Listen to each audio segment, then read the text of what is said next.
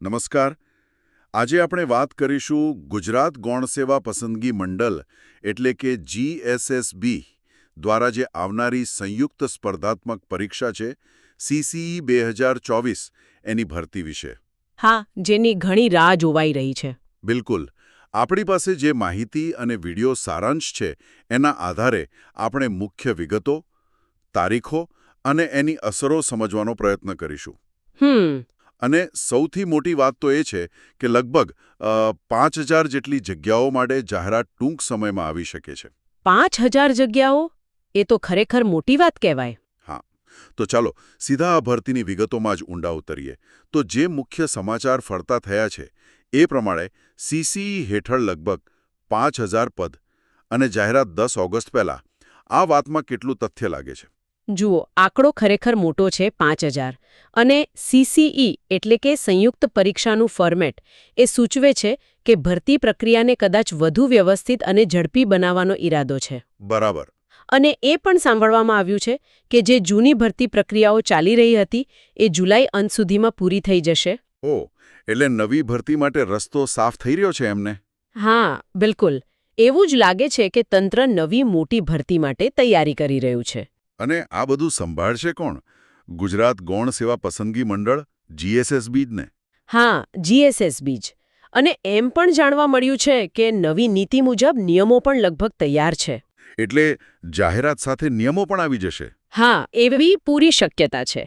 GSSB જેવી સંસ્થા જ્યારે ભરતી કરે એટલે એક સ્ટાન્ડર્ડ પ્રક્રિયાની અપેક્ષા તો રહે જ, પણ નવા નિયમો કેવા હશે એ જોવું રસપ્રદ રહેશે. સાચી વાત છે. એનાથી ઉમેદવારોને સરળતા રહેશે કે પછી કંઈક નવું આવશે એ તો હવે જોવાનું રહ્યું. બરાબર. પારદર્શિતા અને મેરિટ એ મુખ્ય હોવા જોઈએ. હવે આ 5000 જગ્યાઓમાં કયા કયા પદ હોઈ શકે? જો કે લિસ્ટ તો નથી આવ્યું, પણ સામાન્ય રીતે GSSB ભરતી કરે એટલે આપણે શું અપેક્ષા રાખી શકીએ? ક્લાર્ક, ઓફિસ આસિસ્ટન્ટ જેવા પદો? હા, મોટે ભાગે એવી જ શક્યતા છે. Clerk, senior clerk, office assistant, કદાચ કેટલીક ટેકનિકલ પોસ્ટ જેમ કે લેબ આસિસ્ટન્ટ, આ બધી નોન ગેઝેટેડ પોસ્ટ્સ.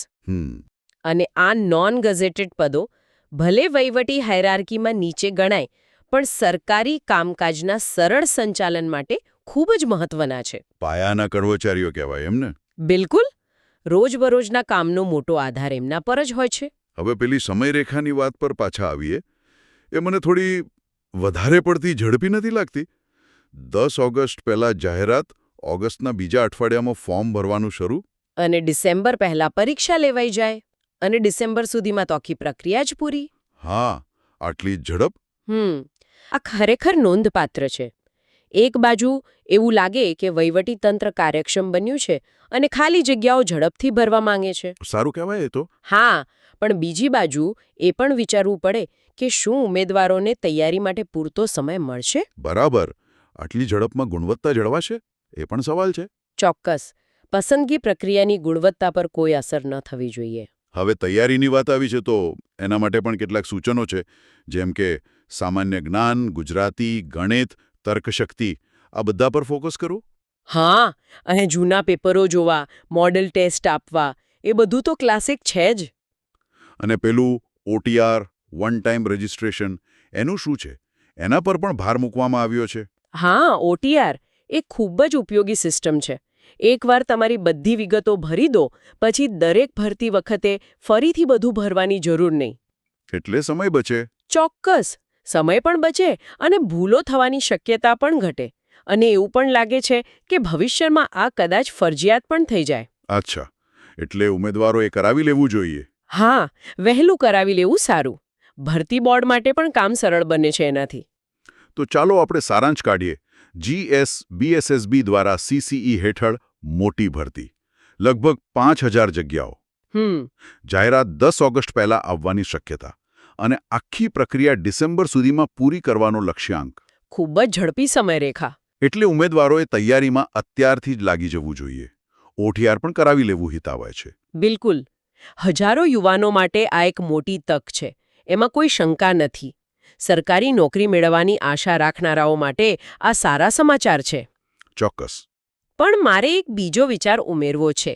આટલી મોટી સંખ્યામાં, એટલે કે 5000 જેટલી જગ્યાઓ, અને એ પણ આટલી ઝડપી સમયમર્યાદામાં ભરવાની વાત છે હા. તો આ ભરતી માત્ર નોકરી આપવા પૂરતી સીમિત નથી.